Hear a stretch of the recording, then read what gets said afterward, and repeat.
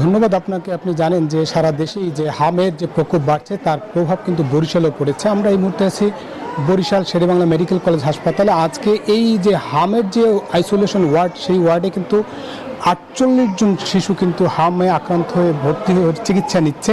আর যদি আমরা বলি যে শিশু ওয়ার্ডের মোট বেড সংখ্যা আছে মাত্র 70 জন, কিন্তু রোগী আছে 442 জন।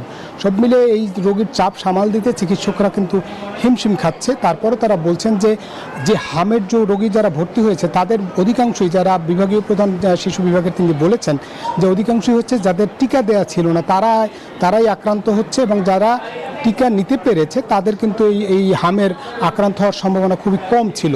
তারপরও বলেছেন যারা হামে আক্রান্ত হয়েছে তাদের যেমন চিকিৎসা চলছে, এবং একই সঙ্গে যারা আক্রান্ত হন তাদের জন্য বাড়িতেও আইসোলেশনে রেখে চিকিৎসা দেওয়ার কথা বলেছেন।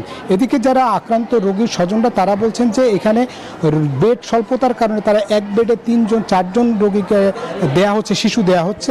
সে কারণে যে রোগী একটু সুস্থ হচ্ছে তাদের অভিযোগ যে তাদের মাঝখানে আবার নতুন শিশু ভর্তি হওয়ার কারণে তার দ্বারা আবার আক্রান্ত হচ্ছে, এবং তারা বলছেন যে এই শিশুরা বারবার আক্রান্ত হচ্ছে। সব মিলিয়ে যদি বলি যে বরিশাল শেরেবাংলা মেডিকেল কলেজ হাসপাতালে যে পরিমাণ শয্যা দরকার সেই পরিমাণ শয্যা না থাকায় কিন্তু এই সংকট তীব্র থেকে তীব্রতর হচ্ছে। তবে মেডিকেলের পরিচালক বলছেন তারা আইসোলেশনে রেখে হামের চিকিৎসা দেওয়ার চেষ্টা করছেন। অন্যদিকে বিভাগে কিন্তু হামের টিকা দেওয়ার কার্যক্রম যথাযথভাবে চলছে।